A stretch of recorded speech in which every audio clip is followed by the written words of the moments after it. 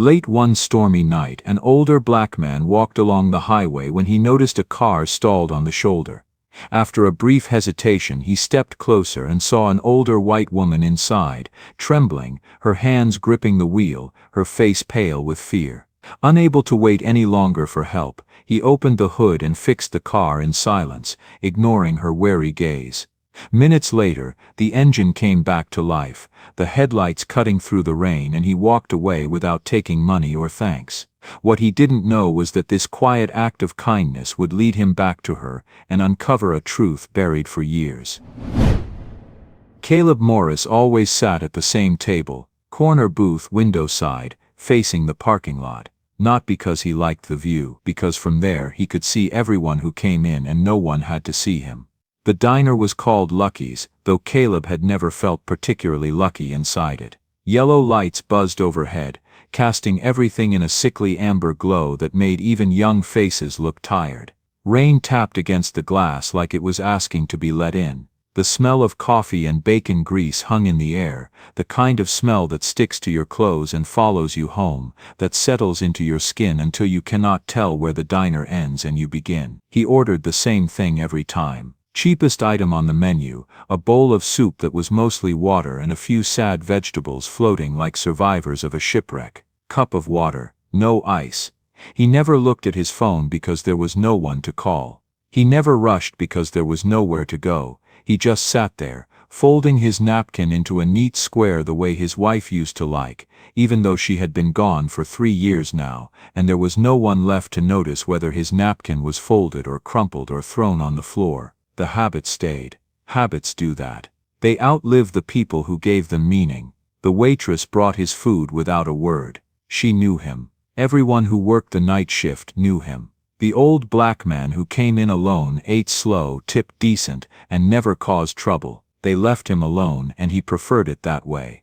Loneliness was easier when you chose it. When the world chose it for you, it felt like drowning.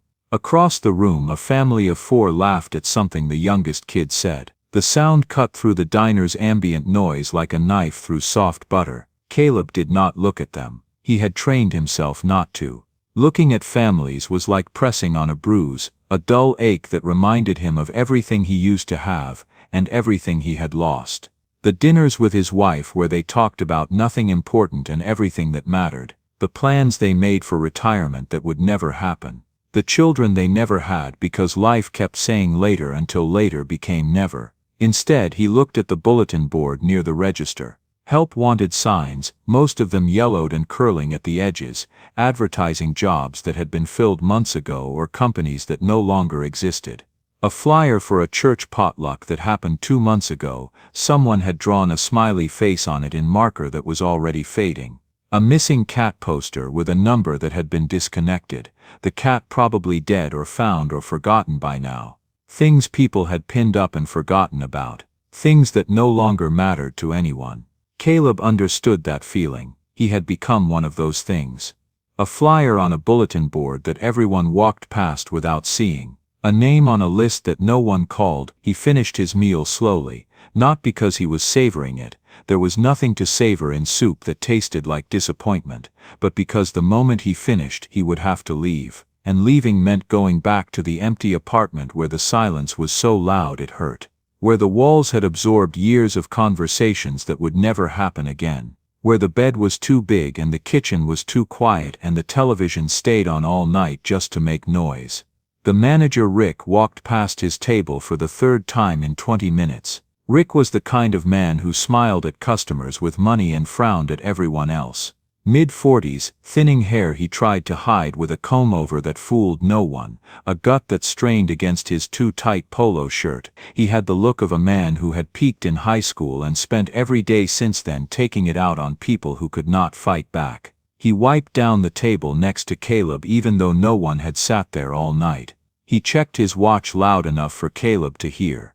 He sighed, one of those sighs that was meant to be heard, meant to communicate something without saying it directly. Caleb understood that too. He was taking up space. He was not spending enough. He was the kind of customer businesses tolerated but never wanted, the kind they wished would just go away without them having to say so. "You need anything else?" Rick asked, though his tone made it clear the correct answer was no. Just the check, Caleb said. He paid in cash, left a tip that was probably too generous for what he ordered. He always tipped well because he remembered what it was like to work jobs where tips meant the difference between eating and not eating, and walked out into the rain. The cold hit him immediately, seeping through his jacket and settling into his bones. He did not hurry. There was no point, no one was waiting for him. No one would notice if he took 5 minutes or 5 hours. The rain fell harder, soaking through his collar, running down his neck. Caleb walked into it like it did not matter. Because it did not. The road leading back to his apartment fed straight into the highway. There was no sidewalk, no alternate route. Caleb stepped onto the rain-slicked shoulder as if it were the most natural thing in the world. Somewhere across town, Ruth Whitman was sitting in a house with 4 bedrooms and no one to fill them. The dining table was set for one. Fine china that had been her mother's, silverware that had been polished until it gleamed, a cloth napkin folded into a perfect triangle. The food was warm, roast chicken she had made from a recipe that served 4 because she still had not learned to cook for 1 person after 2 years. Most of it would go in the refrigerator and eventually the trash, but she kept cooking for 4 anyway. Old habits. The silence in the house was deafening. Not the peaceful silence of a quiet evening, but the oppressive silence of a space that was meant to be filled with voices and laughter and life. Every creak of the floorboards echoed. Every tick of the grandfather clock in the hallway seemed to count down the hours until nothing. She had called her son 3 times that day. The first call went to voicemail after 2 rings. He had rejected it. She recognized the pattern by now. 2 rings meant he saw her name and chose not to answer. The second call was answered by his assistant, a young woman with a voice like honey who said all the right things in all the wrong ways. "Mr. Whitman is in a meeting. Can I take a message? I'll make sure he gets it." Ruth had left a message. She knew it would never be delivered. The third time Daniel picked up just long enough to say, "Mom, I really can't right now. I'll call you back." He never called back. He never did. In 2 years he had never once called back. Ruth ate her dinner alone the way she had eaten every dinner since Harold passed. She chewed without tasting, swallowed without satisfaction. The chicken was perfect. She was a good cook, had always been a good cook, but it turned to ash in her mouth. The house was too big for 1 person. She knew that. 4 bedrooms, 3 bathrooms, a living room and a den and a kitchen that could host dinner parties for 20. Harold had bought it when Daniel was small, when they had planned to fill it with children and grandchildren and holiday gatherings that spilled out onto the back porch. They had managed 1 child. The grandchildren never came. The holiday gatherings had dwindled to phone calls, then cards, then nothing. Her son had suggested she sell it. Move into something smaller, something easier. What he meant was something cheaper, something that would not require him to think about her, worry about her, feel guilty about her. A condo in a retirement community where she could play bridge with other abandoned mothers and wait to die surrounded by people she did not know. But Ruth could not leave. Not yet, not ever, maybe. This was the house where she had raised her family, the house where Harold had proposed to her in the backyard under the oak tree that was now 3 times as tall as it had been then. The house where Daniel had taken his first steps in the living room, wobbling across the carpet into her arms. The house where she had spent 40 years building a life that now felt like a museum of memories, dusty and preserved and completely dead. After dinner she sat in the living room in Harold's chair. She still thought of it as Harold's chair even though he had been gone for 2 years, and listened to an old voicemail from her husband. She had saved it on her phone. A simple message he had left 3 years ago, a month before the heart attack that took him. "Hey honey, I'm going to be late from work. Traffic's a mess. Do you need anything from the store? I could pick up some of that ice cream you like. Anyway, love you, see you soon." Nothing special. Just his voice, warm and familiar and alive, asking if she needed anything. She did need something. She needed him to come home. She needed him to walk through that door and kiss her forehead and complain about his day. She needed to not be alone. She played it twice, then a third time. Then put the phone down and stared at the wall, at the photographs that documented a life that no longer existed. The rain was getting harder. Ruth could hear it pounding against the windows, a relentless drumming that matched the emptiness in her chest. She decided to go for a drive. She did not know where, she just needed to move, to feel like she was going somewhere even if she had nowhere to be. Movement was better than stillness. Stillness let you think, and thinking hurt. Knees too. Two people. Two houses. Two kinds of silence. Caleb in his cramped apartment, staring at a wall, wondering if anyone would notice if he simply stopped existing. Ruth in her sprawling home, surrounded by the ghosts of everyone who had left her behind. Different neighborhoods, different tax brackets, different skin. But that night, they carried the same weight. The weight of being erased by the people who were supposed to love them most. Some people are not abandoned by society, they are abandoned by their own families. And that kind of leaving does not make noise. It does not announce itself with drama or arguments or slammed doors, it just settles in, quiet as dust, layer after layer, until one day you look around and realize you have been alone for years and no one noticed, not even you. Ruth took the highway, the one that wound through the edge of town and past the old industrial district. Her husband used to work out there, back when the factories were still running and the American dream still meant something for people like them. Now most of the buildings were abandoned, dark shapes against the darker sky, monuments to a past that had crumbled into rust and broken windows. She drove without destination, letting the road decide where she would go. The rain hammered against the windshield, and the wipers worked overtime, squeaking back and forth in a rhythm that was almost hypnotic. The heater hummed. The radio played oldies she did not hear. Somewhere around mile marker 12, the car made a sound it had never made before, a grinding first, like metal teeth gnashing together. Then a pop sharp and final. Then nothing. The engine died. The lights flickered and went out, the power steering locked. Ruth gripped the wheel and coasted to the shoulder, the car rolling slower and slower until it stopped completely. She sat there in the sudden darkness, heart pounding, listening to the rain hammer against the roof like it was trying to get in. The headlights of her car were dead. The dashboard was black, the only light came from the occasional sweep of headlights on the other side of the highway, cars that passed without slowing, their occupants safe and warm and unaware that an old woman sat stranded 50 feet away. She tried the ignition, nothing, not even a click. She tried again, nothing. She pulled out her phone, hands trembling slightly, and called roadside assistance. The automated system put her on hold.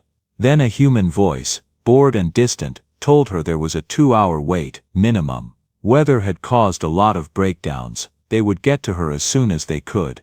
2 hours, in the dark, in the rain, on an empty highway. Ruth called Daniel. The phone rang 4 times and went to voicemail. His professional voice, clipped and efficient, "You've reached Daniel Whitman, leave a message and I'll get back to you."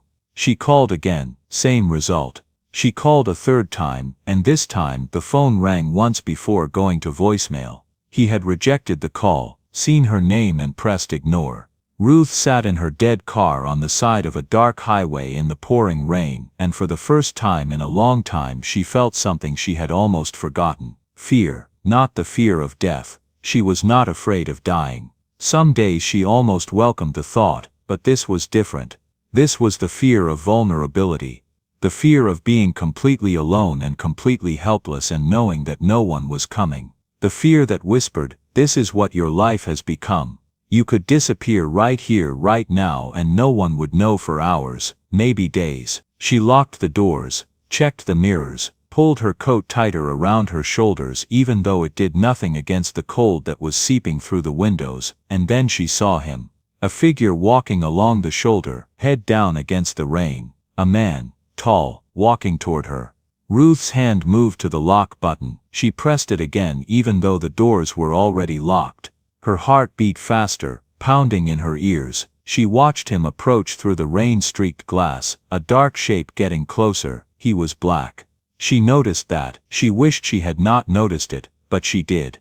And with that noticing came a flood of other things, news stories and statistics and warnings she had absorbed over 67 years of living in a country that taught her to be afraid of men who looked like this man. She hated herself for it.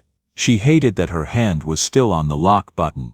She hated that her heart was racing, but the fear did not listen to reason. The fear was older than logic. The man stopped about 10 feet from her car. He did not come closer, he just stood there, rain soaking through his jacket, and raised one hand. Not a threatening gesture, just a wave, a simple acknowledgement. Then he called out, loud enough to be heard through the glass and the rain. "I'm just checking if you need help, that's all." Ruth did not move, did not respond, just sat there, frozen, one hand on the lock, one hand gripping the steering wheel of a car that would not run. The man waited, 10 seconds, 20. The rain poured down on him, he was getting soaked, he did not seem to care. Then he nodded, more to himself than to her, and started walking again, away from her, away from the situation, away from the woman who was clearly too afraid to accept his help. Caleb made it, about 10 steps before something made him stop. He did not know what it was, his feet just would not keep moving, like his body had made a decision his mind had not approved yet. He stood there in the rain, water running down his face, and thought about all the reasons he should keep walking. He had made a promise to himself a long time ago. The promise was simple: mind your own business, do not get involved, do not help strangers, do not put yourself in situations where helping someone could be twisted into something it was not. He had learned that lesson the hard way. The memories were always there, waiting at the edges of his mind, ready to remind him why he kept to himself, why he did not trust, why he had built walls so high that even he could not see over them anymore. So keep walking, he told himself. It is not your problem, she probably has a phone, someone else will stop, just keep walking. But his feet would not move. He thought about his wife, about what she would say if she could see him right now, walking away from someone who needed help just because it was easier. Just because it was safer. She would not be angry. That was not her way. She would just look at him with those eyes that saw everything, and she would be disappointed. And that was worse than anger, worse than anything. Caleb turned around. He walked back to the car, slowly this time, keeping his hands visible, making himself as non-threatening as he knew how to be. He stopped at the same distance as before, far enough to not crowd her, close enough to be heard. "I know you're scared," he said. "I understand, I'm scared too, but if we're both going to be scared, at least let me see if I can help before I go. You don't have to unlock the door, you don't have to get out, just pop the hood, and I'll take a look. If I can't fix it, I'll leave you alone. I promise." The woman's face was pale through the window, Ruth's face, though he did not know her name yet. She was looking at him like he might be a monster or a miracle, and she could not tell which. Silence, rain, the sound of his own breathing, then a click, the hood release. Caleb nodded. He walked to the front of the car, lifted the hood, and leaned in. His jacket was soaked through now, water dripping from his sleeves, but he did not notice. The engine was dark and wet, but he knew his way around. 15 years as an engineer before everything fell apart. Some things you do not forget, no matter how hard you try. It took him 5 minutes to find the problem. A loose connection, corroded by time and neglect. The kind of thing that happens to cars that are not driven enough, that sit in garages waiting for lives that never quite materialize. Simple fix if you knew what you were looking for. He found a rag in his pocket, wiped down the connection, secured it back in place, closed the hood, stepped back from the car.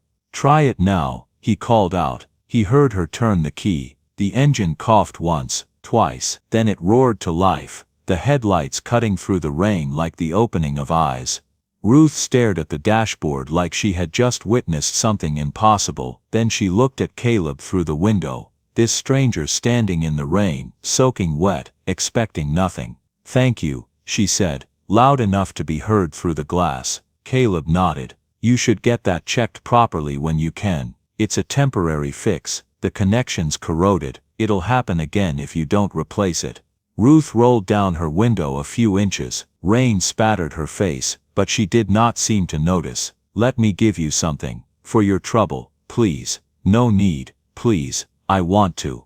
Caleb shook his head. "Keep it for someone who needs it more." He turned and started walking again, back down the shoulder, into the rain, into the darkness. Ruth watched him go. this stranger who had stopped to help her when he had every reason to keep walking, when she had given him every reason to keep walking. She thought about calling out to him, about offering him a ride somewhere, about doing something to repay his kindness. But by the time she gathered the courage, by the time she pushed past her own fear and shame, he was already gone, swallowed by the night.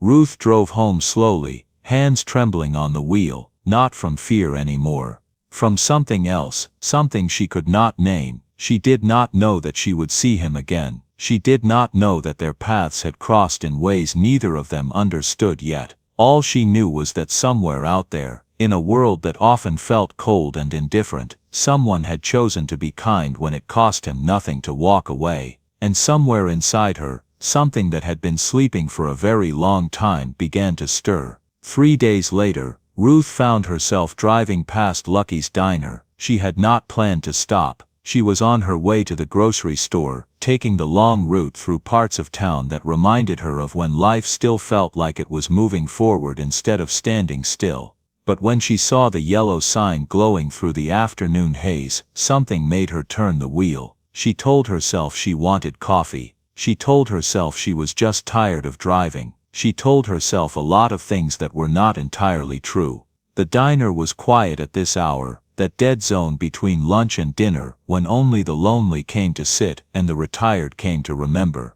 A few customers scattered across the booths, nursing cups of coffee that had gone cold, staring at phones or newspapers or nothing at all. Ruth took a seat at the counter and ordered coffee, regular, not decaf. She did not know why. She just felt like she needed to be awake for something. She was halfway through her cup when he walked in. Same jacket, still damp looking even though the rain had stopped 2 days ago.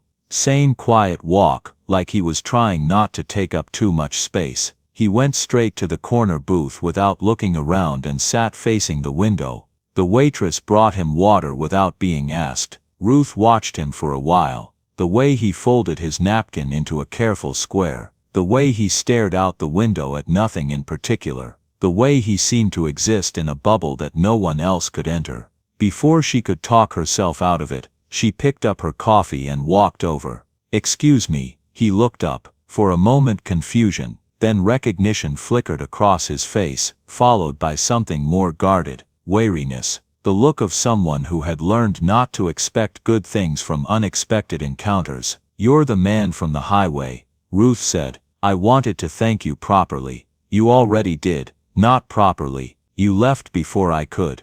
They stood there for a moment, the silence awkward, neither of them sure what came next. "I'm Ruth," she said finally. "Ruth Whitman, Caleb Morris." She gestured to the seat across from him. "May I?" Caleb hesitated. It had been a long time since anyone had asked to sit with him. Years maybe. He was not sure he remembered how to have a conversation with a stranger, how to be a person who other people wanted to be around. "I don't want to bother you," Ruth said, sensing his reluctance. "I just thought." "I don't know what I thought. I'm sorry. I'll leave you alone." She started to turn away. "No," the word came out before Caleb could stop it. "It's fine. You can sit." Ruth sat. She placed her coffee on the table between them like a peace offering. Neither of them spoke for a moment. "You come here often?" Ruth asked, then winced at how it sounded. "Sorry." That came out like a bad movie line. Caleb almost smiled. Almost. The corner of his mouth twitched, but it did not quite make it all the way. "Every few days. It's quiet." "I can see that." More silence, but it was not uncomfortable. It was the silence of two people who were too tired to pretend.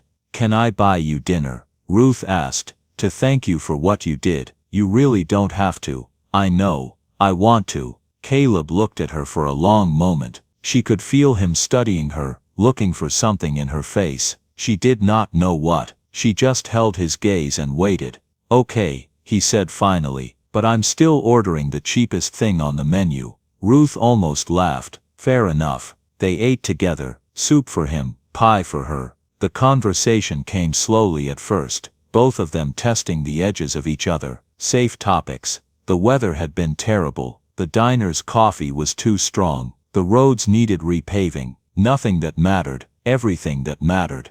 Then Ruth asked the question that changed things. Do you have family? Caleb's hand paused over his plate. The silence stretched long enough that Ruth thought she had crossed a line. I did, he said finally. My wife, she passed 3 years ago. I'm sorry, cancer. It was quick at least. She didn't suffer long. He said it in that flat way people do when they have repeated the same words so many times that the words have worn smooth like river stones. We didn't have kids. It was just us. And now it's just you. Now it's just me. Ruth nodded slowly. She understood that sentence in a way that went beyond words. I have a son, she said. Daniel. He's very successful. Very busy. Very biz. She searched for the right word and could not find it. Far away. Even when he's in the same room. That happens. Yes, it does. They looked at each other across the table, and something passed between them. Not understanding.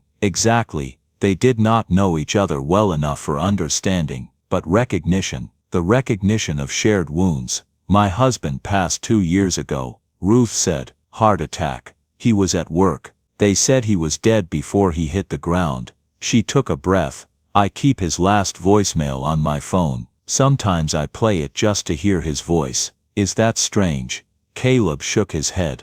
I do the same thing with my wife's recipes. She wrote them all down in this notebook, her handwriting, her little notes in the margins. I've never cooked any of them. I just read them sometimes. It's like holding on to a piece of them. It's exactly like that. The waitress came by to refill their coffee. Young, mid-20s, tired eyes that had seen too many long shifts. Her name tag said Anna. She smiled at them both. A real smile that seemed out of place in a diner. This worn down. You two need anything else? We're fine, Ruth said. Thank you. Anna moved on to the next table. Ruth watched her go. She seems nice. She's new, Caleb said. Started a few weeks ago. The manager doesn't like her. Why not? She's too friendly. Doesn't rush people. A pause. Too kind to the wrong customers. Ruth understood what he meant without needing him to explain. They finished their meal as the afternoon faded into evening. The diner filled up slowly, then emptied again. They talked about nothing, and everything, the kind of conversation that happens when two people have nowhere else to be, and no one waiting for them. It was not happy. It was not healing. It was just two people sharing the same table, sharing the same silence, sharing the weight of being alive when everyone who made life worth living was gone. When they finally stood to leave, Ruth felt something she had almost forgotten. Not hope, nothing as bright as that, just the absence of despair, which for now was enough. Thank you, she said in the parking lot, for the company. Thank you for sitting down. Can we do this again? I know that's forward of me, but I don't have many people to talk to these days. Caleb was quiet for a moment. The walls he had built were high and thick, but there was something about this woman that made him want to lower them, just a little, just enough to let some light in. I'm here most evenings, he said.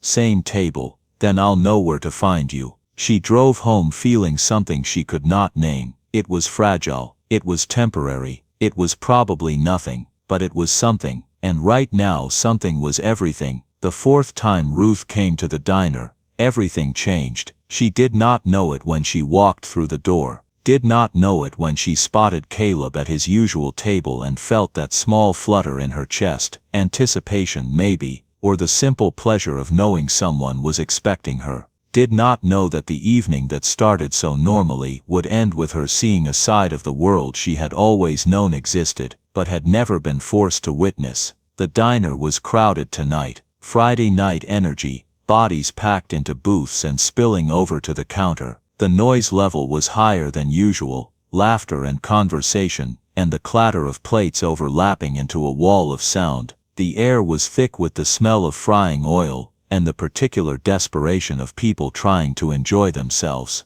Ruth made her way through the crowd to Caleb's corner booth and slid into the seat across from him. Busy tonight, she said. Friday, Caleb replied. Always like this. They ordered their usual. Ruth got the coffee and cherry pie she had grown fond of. Caleb got the soup that was still the cheapest thing on the menu. despite Ruth's attempts over the past 2 weeks to convince him to try something else. The conversation flowed easily now, 3 weeks of shared meals having worn away the initial awkwardness. Ruth was telling Caleb about her garden, how she had finally decided to plant tomatoes this year, even though Harold had always been the gardener. When she noticed his attention drift, his eyes moved to something behind her. She turned to follow his gaze. Rick, the manager, was walking toward their table. He stopped at the edge of their booth, clipboard tucked under his arm, that smile on his face that never quite reached his eyes.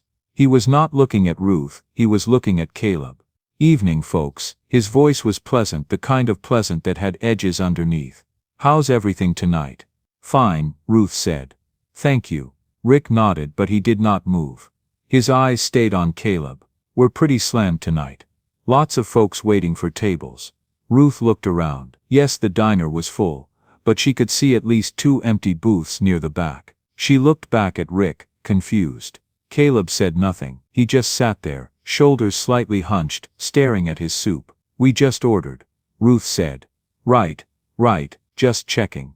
Rick tapped his clipboard against his palm. The sound was small but somehow threatening, just trying to keep things moving. He walked away. Ruth watched him stop at another table, a white family with 2 teenage kids who had been there when she arrived, and smile warmly at them. No mention of waiting customers, no suggestion that they should hurry. "Caleb," Ruth said softly. "Don't. That wasn't right." "Ruth." He looked up at her, and for the first time she saw something behind his careful composure. Exhaustion. Old and deep and bone-tired. "Just let it go, please." She wanted to argue, but the look on his face stopped her. They went back to their meal. The conversation stumbled and stalled, neither of them quite able to find their rhythm again. Ruth kept glancing toward Rick, watching him move through the diner, watching the way he smiled at some customers and ignored others. 20 minutes later, Rick came back. He stopped at their table again. Same smile, same clipboard. "How are we doing? Need those plates cleared?" Caleb still had food on his plate. "We're still eating," Ruth said, an edge creeping into her voice. No problem, take your time." But he stood there a beat too long, eyes on Caleb, before moving on. 30 minutes later, again, "Just checking in. You folks doing okay? Can I get you the check?" "We're fine," Ruth said. Sure. He glanced at his watch, made sure they saw him do it. No rush. The other tables around them were left alone, refills delivered with smiles, desserts offered. No one asked them to hurry, no one made them feel unwelcome. Just Caleb. Every 15 minutes, each visit a little more pointed than the last. Ruth felt something hot building in her chest. Anger, shame, a desperate need to say something, do something, make it stop. But Caleb's face was carefully blank. He ate his soup like nothing was happening. Like this was normal. Like this was always how it was. Then the crash came from the kitchen. The swinging door burst open and Anna stumbled out. Face red, eyes bright with unshed tears. Rick was right behind her, voice raised, not bothering to keep quiet anymore. "I said I'm sorry," Anna was saying, her voice trembling. "It was an accident. An accident. You dropped an entire tray of dishes. You know what that costs. That's coming out of your paycheck. That's not fair. The tray was overloaded. I told you it was too heavy. Are you arguing with me?" The diner had gone quiet. Conversation suspended mid-sentence. Forks frozen halfway to mouths. Everyone watching, no one moving. Ruth felt Caleb tense beside her. "I'm just explaining what happened," Anna said, voice cracking. "What happened is you're incompetent." Rick's voice carried across the whole room now. He was not even trying to be quiet. "I've given you chance after chance. You can't handle a tray. You can't keep track of orders. Maybe this job is too complicated for you." Anna's chin wobbled, but she held her ground. "I've been working doubles all week. I'm doing my best. Your best isn't good enough." Ruth watched Anna standing there in the middle of the diner, being stripped bare in front of everyone. She watched the other waitresses look away, studying their order pads like they contained the secrets of the universe. She watched the customers stare at their plates, their phones, their hands, anywhere but at what was happening. No one moved. No one spoke. The silence was its own kind of violence. Then Rick turned and his eyes landed on Caleb. Something shifted in his face, like he had been waiting for this, like everything that came before was just a warm-up. And while we're at it, he walked toward their table, steps deliberate, each one a countdown. I've had complaints about you. Ruth's heart stopped. You're here every night, Rick continued, his voice pitched to Carrie, ordering the cheapest thing on the menu, sitting for hours, taking up a table that paying customers could use. He is a paying customer, Ruth said. Her voice sounded distant to her own ears. Rick ignored her. His eyes never left Caleb. This isn't a shelter, he said. It's not a warming station. It's not a place for people like you to camp out because you've got nowhere else to go. People like you. The words hung in the air heavy with everything they implied. Ruth opened her mouth, but Caleb was already moving, already standing, already reaching for his wallet. I'm sorry, he said. Quiet, calm. I'll go. Caleb. No, I'm sorry for the trouble. He pulled out bills, laid them on the table. Enough to cover his soup and a tip. Thank you for dinner, Ruth. You didn't do anything wrong. You don't have to apologize. You don't. But he was already turning, already moving toward the door, making himself smaller with every step. Anna stepped forward. Her voice cut through the silence like a knife. He's a paying customer. Rick turned slowly. He didn't do anything wrong, Anna continued. Her voice shook, but she did not back down. He's quiet, he tips well, he never causes trouble. You're just picking on him because what? The words died in Anna's throat. She looked around the diner, at all the faces watching her, at all the people who could speak up and weren't. She was alone. She knew she was alone. You know what? Rick's voice was ice now. Get your things. You're done. Anna blinked. What? You heard me. Get your stuff and get out. You're fired. You can't fire me for I just did. He stepped closer to her. And if you're not out in 5 minutes, I'm calling the cops. We'll see how that goes for you. Anna stood frozen for a long moment. Then without another word, she walked toward the back. Ruth heard the door slam behind her. The diner came back to life slowly. Conversations resumed. Forks clinked against plates. Someone laughed at something.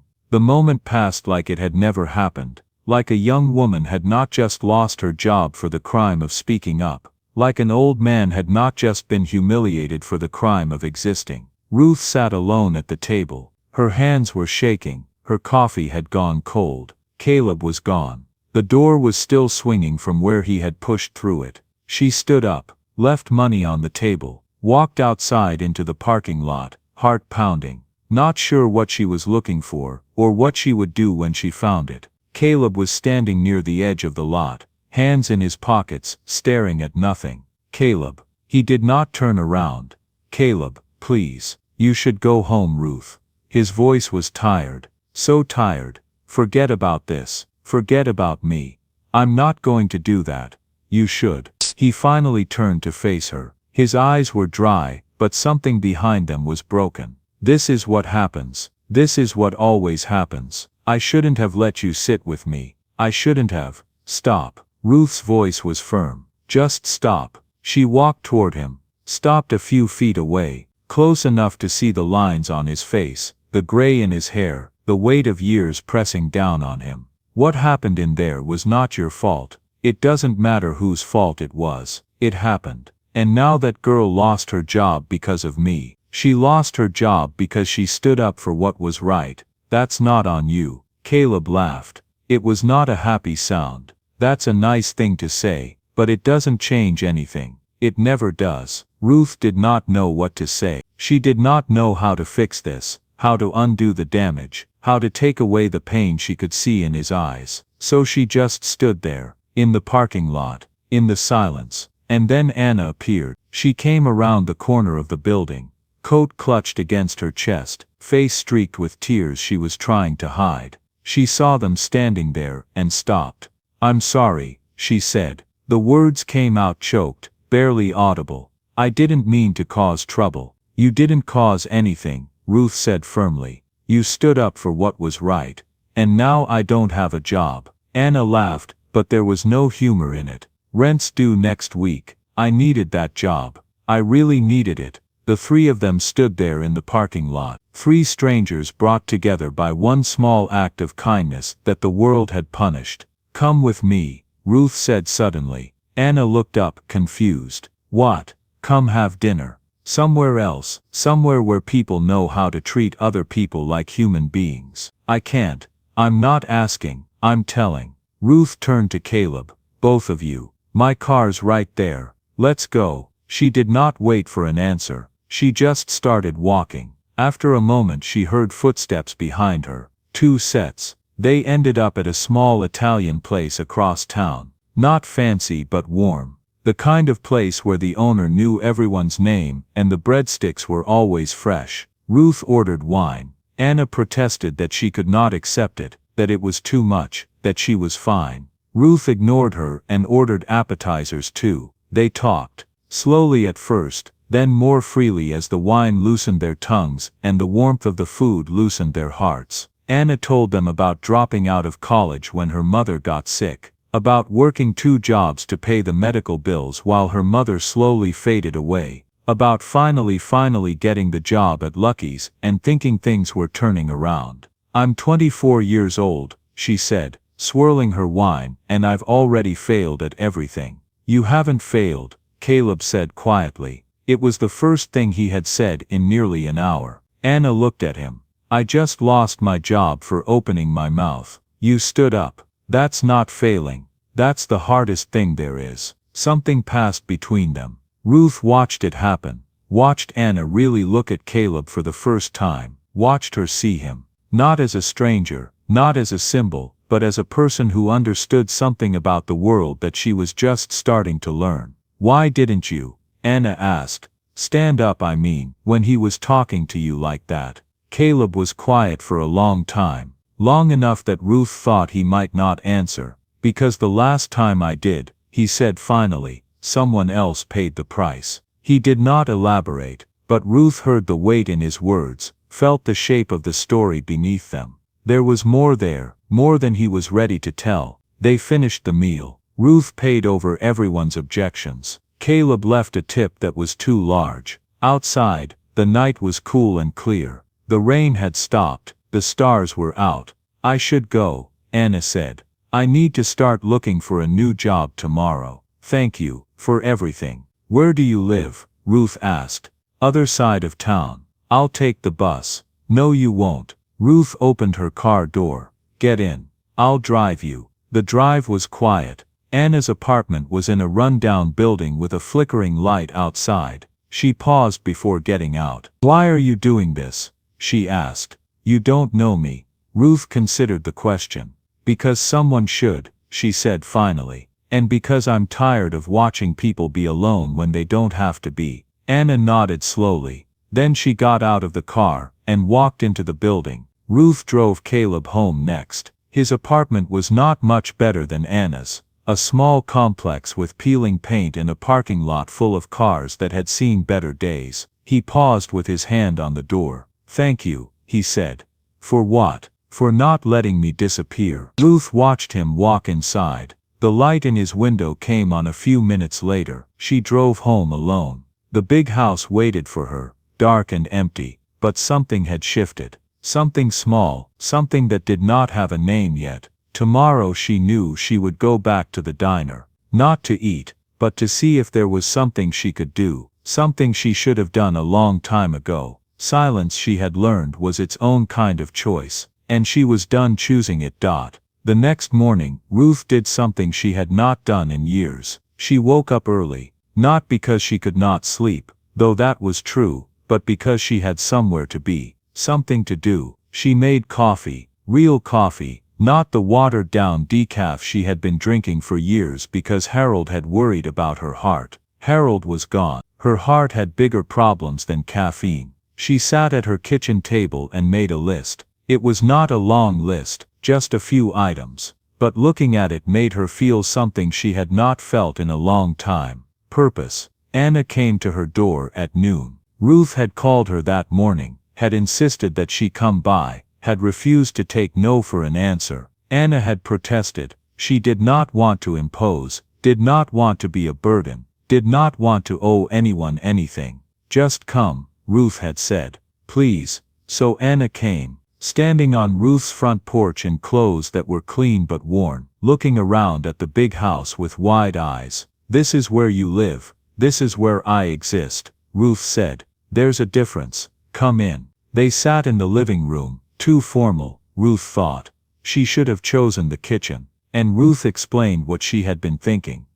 "I know people," she said. "Not many, but enough. Daniel's company has connections. I can make some calls, see if there are any openings." Anna shook her head. "You don't have to do that." "I know I don't have to. I want to." "Why?" Ruth considered the question. The honest answer was complicated. Too complicated for a simple conversation in a living room. But she tried. "Because I spent my whole life being comfortable," she said. "I had a nice house and a good husband and a son who turned out successful by all the measures that are supposed to matter, and I thought that was enough. I thought if I just kept my head down and didn't make waves, everything would be fine." She paused, took a breath. "But it wasn't fine. My husband died. My son turned into someone I don't recognize, and I realized that all those years of keeping quiet, of not getting involved, of looking the other way, they didn't protect me from anything. They just made me complicit in things I should have stood against." Anna was quiet for a long moment. "What happened to Caleb?" she said slowly. "That wasn't your fault. Maybe not, but the silence afterward, the way everyone just went back to their meals and pretended nothing happened, that's how it always goes. That's how it's always gone. Because people like me don't speak up. We just watch and shake our heads and tell ourselves there's nothing we can do." Ruth stood up and walked to the window. Outside, her garden was overgrown, neglected. Another thing she had let slip away. "I'm 70 years old," she said. "I've probably got another 10, maybe 15 years if I'm lucky, and I don't want to spend them being comfortable while other people suffer. I want to do something, even if it's small, even if it doesn't change anything." Anna watched her for a long moment. "Okay," she said finally. "Tell me what you need." The plan came together over the next few days. Ruth called in favors, made connections, tracked down the owner of Lucky's Diner, a man named Frank Hobbs who lived in a nice house on the other side of town and probably had no idea what his manager did on a daily basis. Or maybe he did know. Maybe he just did not care. Either way, Ruth was going to make him care. Anna found another job, temporary, just enough to cover rent, but she agreed to help Ruth with what she called her project. They met every day, sometimes at Ruth's house, sometimes at a coffee shop, once at Caleb's apartment, when Ruth insisted that he needed to be part of this. "I don't want trouble," Caleb said. "I know you don't. I've spent my whole life trying to avoid trouble, trying to stay out of the way, trying to be invisible. How's that working out for you?" Caleb did not answer. "I'm not asking you to be a hero," Ruth said. "I'm just asking you to let people see you, the real you, not the version that apologizes for existing, not the version that makes himself small so other people feel comfortable, and if it makes things worse, then at least we tried, at least we did something." Caleb looked at her for a long time. Then he looked at Anna. Then he looked at his hands, folded in his lap, still and patient. "Okay," he said finally. "Tell me what you need." The meeting with Daniel did not go well. Ruth had called him the night before, had told him she needed to see him, had refused to explain why over the phone. He had tried to put her off, busy with work, meetings all week, maybe next month, but Ruth had been firm. "Tomorrow," she said. "I don't care if you have to cancel everything on your calendar. Be here." He came. Daniel Whitman looked like his father, tall, sharp-featured with the same jaw and the same calculating eyes. But where Harold had always had warmth to him, something that softened his edges, Daniel was all angles, all business. His suit cost more than most people made in a month. His watch cost more than most people made in a year. "Mom," he said, when she opened the door. "You look tired." "I am tired. Come in." He stepped inside, looking around like he was evaluating the property value, which, knowing Daniel, he probably was. "You really should consider selling," he said. "The market's good right now. You could get a nice place in one of those retirement communities. I didn't call you here to talk about selling the house. Daniel stopped, looked at her. For the first time something like uncertainty crossed his face. Then what did you call me here for? Ruth led him to the living room, sat him down, took a breath, and told him everything. The diner, Rick, the way Caleb had been treated, Anna losing her job, the silence of everyone who watched and did nothing. Daniel listened, his face did not change. When Ruth finished, he was quiet for a long moment. And what do you want me to do about it? He asked finally. I want you to help. You have connections, resources, power, use them. Daniel laughed. It was not a kind sound. You want me to what? Start a crusade against a diner manager, put my reputation on the line, because some old man got his feelings hurt. Ruth felt something cold settle in her chest. That old man has a name. His name is Caleb, and what happened to him wasn't about hurt feelings. It was about being treated like he didn't deserve to exist. And that's terrible, really, but it's not my problem. Then whose problem is it? I don't know. The diners, the managers, not mine. Ruth stared at her son, at this stranger in an expensive suit who had her husband's face and none of his heart. When did you become this person? She asked quietly. What person? This person who looks at suffering and calculates whether it's worth getting involved. This person who measures everything in terms of what it costs and never what it means. Daniel's jaw tightened. I'm a realist, Mom. The world doesn't run on feelings. It runs on what? Money, power. What's the point of having either if you don't use them to help people? I help plenty of people. I employ thousands of, you employ numbers, quarterly earnings, productivity metrics. When's the last time you looked at one of your employees and asked if they were okay, if they had enough, if they were being treated with dignity? Daniel stood up. His face was flushed now, a rare crack in his composure. I didn't come here to be lectured about my business practices. No, you came here because I asked you to, because I'm your mother and I needed you. Ruth stood up too, and I'm asking you now, help me. Help us. Use your connections to make sure that what happened at that diner has consequences. Why does this matter so much to you?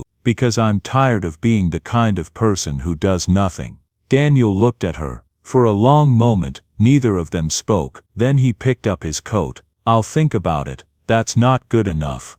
It's what I have. I'll look into it, see what the options are. But I'm not making any promises. He walked to the door, paused with his hand on the knob. You know, Mom, sometimes staying out of things is the smart move. Sometimes getting involved just makes everything worse. And sometimes staying out of things is just cowardice dressed up in a suit. Daniel flinched, almost imperceptibly, but Ruth saw it. He left without another word. Ruth stood in her empty living room, listening to his car pull out of the driveway, listening to the silence settle back in. She had planted a seed. Whether it would grow was out of her hands now, but she had done something. Finally, after all these years of nothing, that had to count for something. 3 days after Daniel's visit, Ruth found herself standing in front of the photographs in her living room. She did not know why. Something had drawn her there, some vague unease that had been growing since the night at the diner. A feeling that there was more to this story than she understood. She looked at the photographs one by one. Her wedding, Daniel's birth, family vacations, holidays, ordinary moments made precious by time. And there near the end of the row, a photograph she had almost forgotten. A company picnic, Harold in the center smiling surrounded by co-workers. It must have been 20 years ago, back when he worked at the steel plant on the east side, before it closed, before everything changed. Ruth leaned closer. There at the edge of the group, almost cut off by the frame, a young black man, smiling but uncertain, standing slightly apart from everyone else, like he was not quite sure he belonged. She knew that face. She had seen it across a diner table, had seen it through a rain-streaked window, had seen it in the parking lot of Lucky's, worn down by years and pain but still the same. Caleb.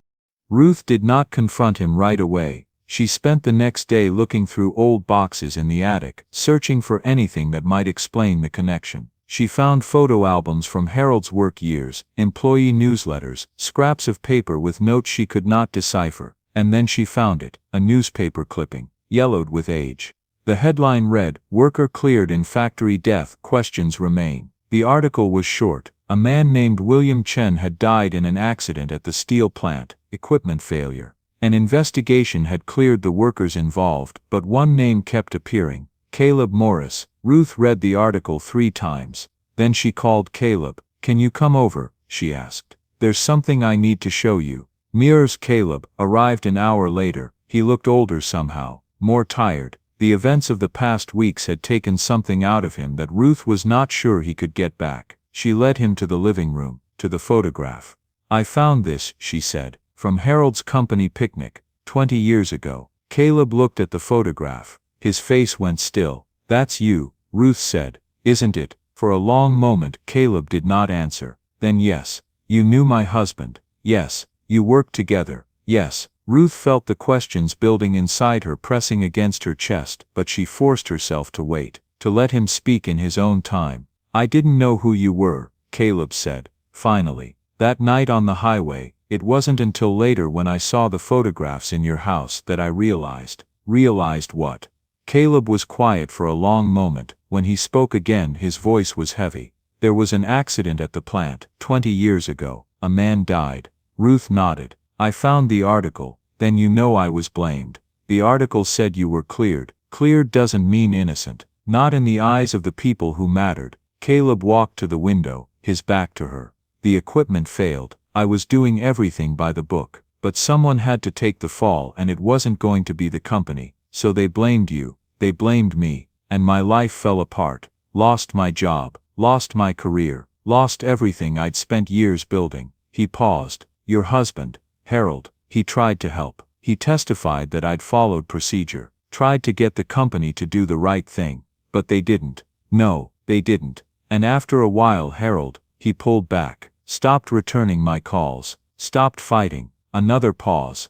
"I don't blame him. He had a family, a career. I understood why he had to protect that." Ruth felt tears prickling at her eyes. "He never told me," she said. "In 40 years of marriage, he never mentioned any of this. Maybe he was ashamed, maybe he thought it was over, and there was no point bringing it up." Caleb turned to face her. "I didn't come looking for you, Ruth. I didn't plan any of this. When I stopped to help you that night, I was just a man helping a stranger, that's all. But you knew. Once you saw the photographs, you knew." "Yes. Why didn't you say anything?" Caleb's face was open now, vulnerable in a way Ruth had never seen before. "Because you were kind to me, because for the first time in years, someone treated me like I mattered. And I was afraid." His voice cracked. "I was afraid that if you knew the truth, you'd look at me the same way everyone else does, like I was guilty, like I was dangerous, like I was something to be avoided." Ruth crossed the room and took his hands.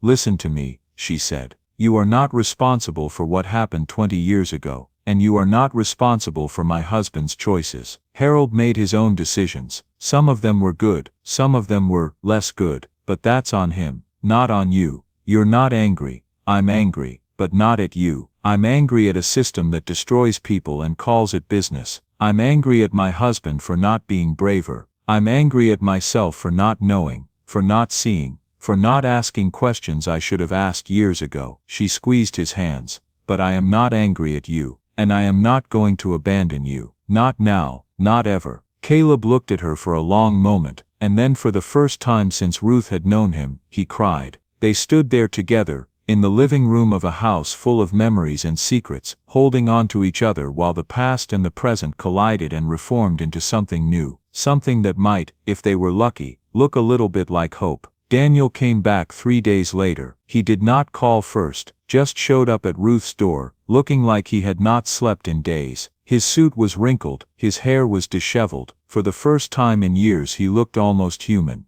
"I looked into it," he said when Ruth opened the door. "The diner, the manager, everything." Ruth stepped aside to let him in. Caleb was there, so was Anna. They had been meeting regularly now, planning, organizing, trying to figure out what they could do with limited resources and even more limited power. Daniel stopped when he saw them. "Mom," he said carefully, "can we talk privately?" "No," Whatever you have to say you can say in front of them. Daniel's jaw tightened, but he did not argue. Fine. He pulled out his phone, scrolled through something. The diner owner Frank Hobbs, he's got a contract with my company, catering for corporate events, has for years. I know, Ruth said. I looked into it, then you know I could cancel it, with cause. There are enough complaints on file, discrimination issues, labor violations that I could justify ending the relationship without it looking like personal revenge. Ruth felt her heart skip. Will you? Daniel was quiet for a long moment. He looked at Caleb, then at Anna,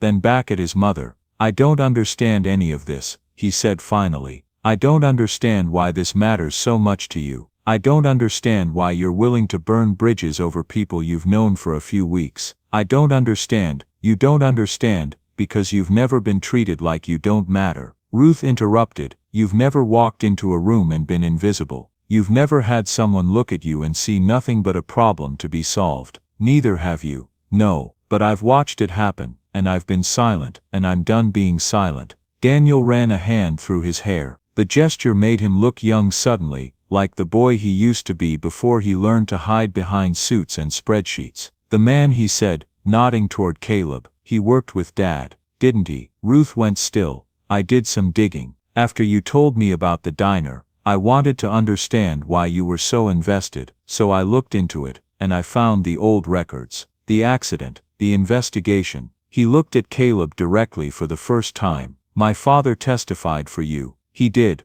Caleb said quietly, but it wasn't enough. No. And then he stopped helping. Yes. Daniel was quiet for a long moment. I didn't know any of this, he said finally. Dad never talked about work, not the real stuff, just the surface things, numbers and contracts, and he stopped, shook his head. I grew up thinking he was perfect, this paragon of success, and now I find out he was human, Ruth said, flawed, like all of us. He abandoned someone who needed help, someone who was innocent. Yes, he did. Daniel sank into a chair. He looked lost suddenly, untethered. Ruth had never seen him like this. Why are you telling me this? He asked. Why does any of this matter now? Because I need you to understand something. Ruth sat down across from him. Your father made mistakes, serious ones, but he also had good in him. He tried to help, even if he didn't try hard enough. And the question is, what are you going to do? Are you going to be the man who looks away, or are you going to be better?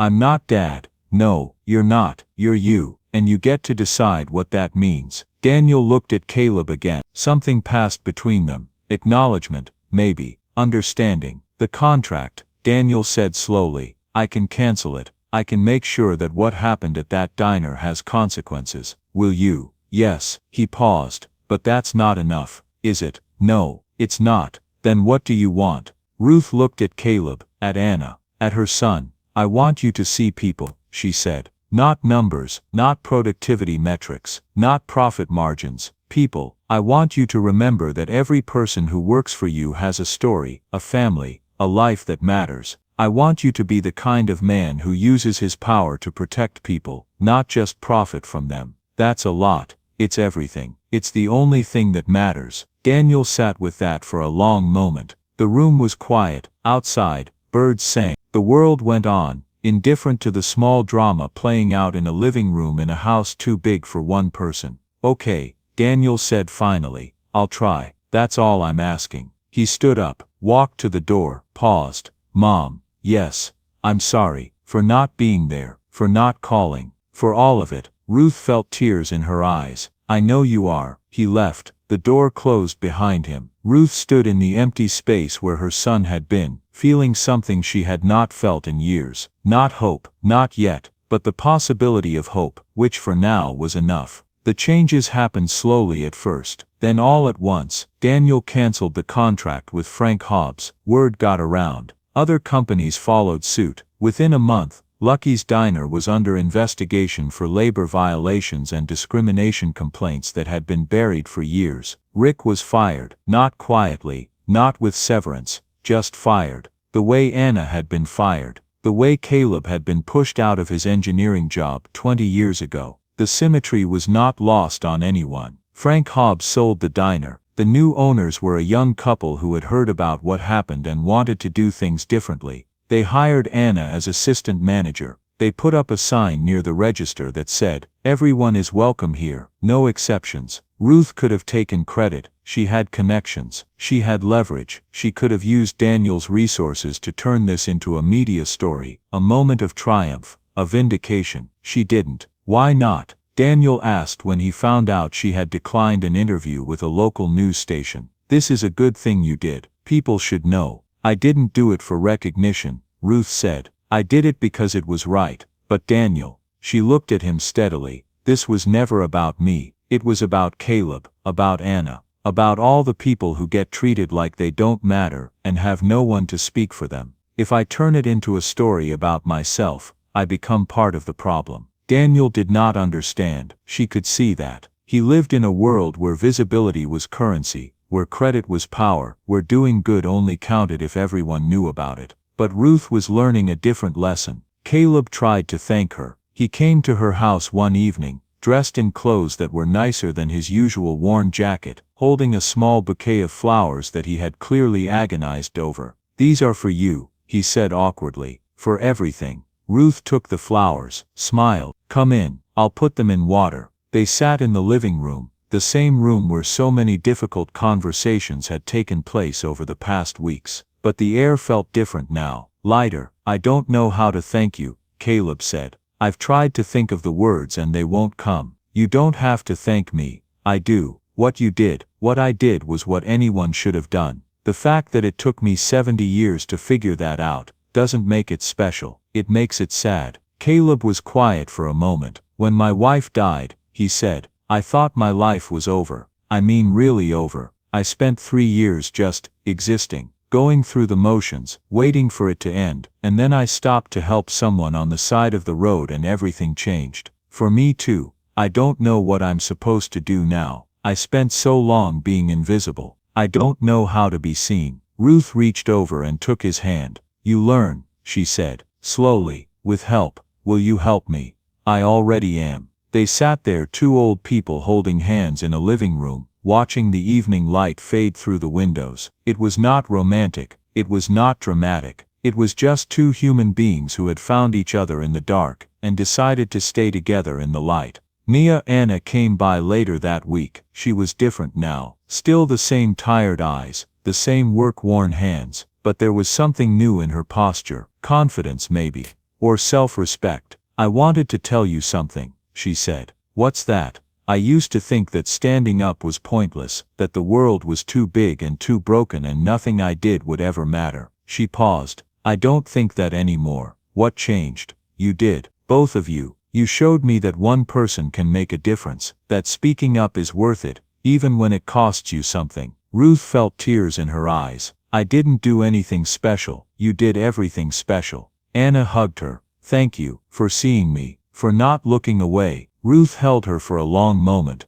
This young woman who had lost so much and found something new, this stranger who had become family. "Thank you for standing up," Ruth said. "For Caleb, for yourself, for all the people who couldn't." Anna pulled back, wiping her eyes. "I should go. Work tomorrow. Come by on Sunday. I'll make dinner. A real dinner. For all of us." Anna smiled. "I'd like that." She left. The door closed behind her. Ruth stood in the empty house that did not feel so empty anymore.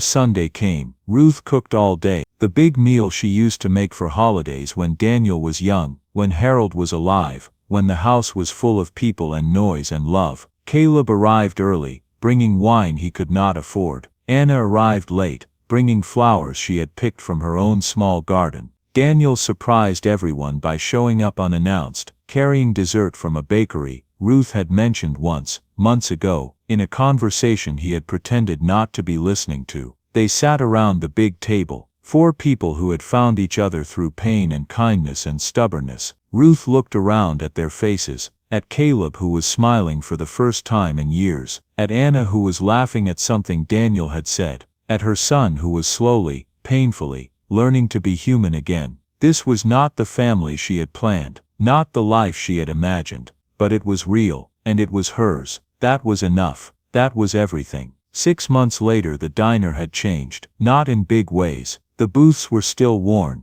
the coffee was still too strong, the yellow lights still buzzed overhead, But something was different, something you could feel when you walked through the door. The new owners had kept the name, Lucky's Diner, but they had added something below it on the sign. A small phrase in simple letters, "Everyone belongs here." Caleb still sat at the same table, corner booth window side. But now he was not alone. Ruth came most evenings. They shared meals and conversations and comfortable silences. Sometimes Anna joined them after her shift, sliding into the booth with a tired smile and stories about the day's customers. Sometimes Daniel came too, awkward and out of place in his expensive suit, but trying, always trying. On this particular evening, they were all there. 4 people at a table meant for 2, crowded and cramped and perfectly content. "You know what I've been thinking," Anna said, stirring her coffee. "A year ago I was working 2 jobs and barely surviving. I thought my life was over.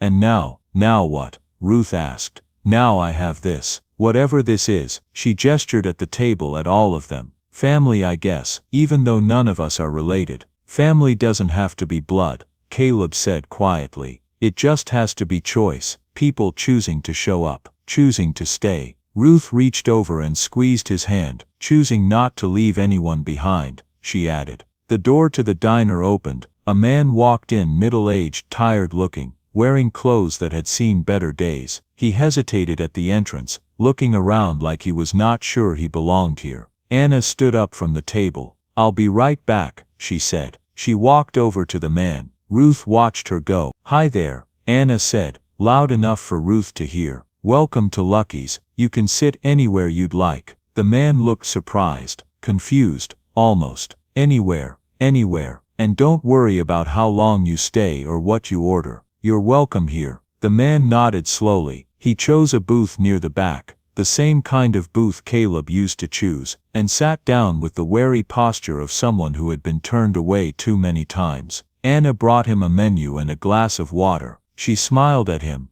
a real smile, the kind that cost something to give, and left him to decide. When she came back to the table, Caleb was watching her with an expression Ruth had learned to recognize. Pride, recognition, hope. "That was well done," he said. "I learned from the best." Miss later that evening, after the diner had emptied and the dishes had been cleared, Ruth stood outside in the parking lot. The night was clear, the stars were out, the world was quiet in the way it only gets in small towns after dark. Caleb stood beside her. "I've been thinking," he said. "About what?" "About what happens next. I spent so long just surviving, just getting through, and now," he paused, "I don't know how to live. Not really. I don't know what I'm supposed to do with the time I have left." Ruth considered this. "I don't think anyone knows," she said, finally. "I think we just figure it out as we go, one day at a time, one choice at a time." That sounds terrifying. It is, but it's also kind of wonderful. They stood there in the quiet, watching the stars wheel overhead. "I'm glad I stopped," Caleb said. "That night, when your car broke down, I almost didn't. I almost just kept walking." "But you didn't." "No, I didn't." "Why not?" Caleb was quiet for a long moment. "Because my wife would have wanted me to. Because somewhere inside me, there was still a part that believed kindness mattered, even when everything in my life told me it didn't." Ruth turned to look at him. "It does matter," she said. "It matters more than anything else, more than money or power or success, more than all the things we spend our lives chasing. In the end, the only thing that matters is whether we were kind, whether we helped, whether we left the world a little better than we found it. Did we leave it better?" Ruth thought about Anna running a diner that welcomed everyone, about Daniel, slowly learning to see people instead of numbers, about all the small ripples spreading out from one act of kindness on a rainy night.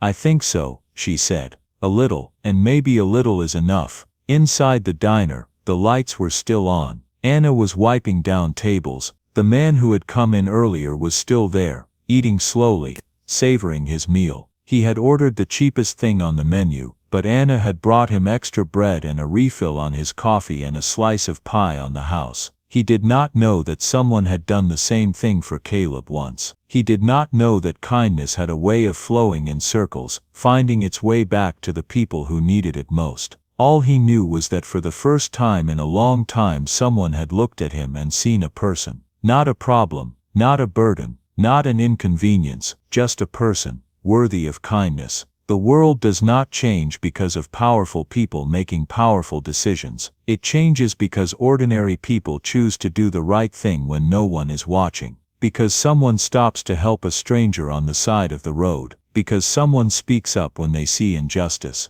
Because someone chooses kindness over comfort, connection over isolation, courage over fear. These choices are small, they do not make headlines. They do not win awards, but they matter. They matter because every person who has ever felt invisible, every person who has ever been left behind, every person who has ever walked into a room and wondered if they belong, they notice, they remember, they carry those moments with them, small lights against the darkness. And sometimes, if they are lucky, they get the chance to pass that light on. Mr. Ruth and Caleb walked back into the diner. They sat down at their usual table. Anna brought them coffee without being asked. Outside, the stars continued their slow wheel across the sky. The world continued turning, indifferent and eternal. But inside Lucky's diner, something had changed. Something small, something that might in time grow into something larger. Caleb Morris still sat at the same table, corner booth, window side. But now when he looked up, he did not see emptiness. He saw family, and that made all the difference. Join us to share meaningful stories by hitting the like and subscribe buttons. Don't forget to turn on the notification bell to start your day with profound lessons and heartfelt empathy.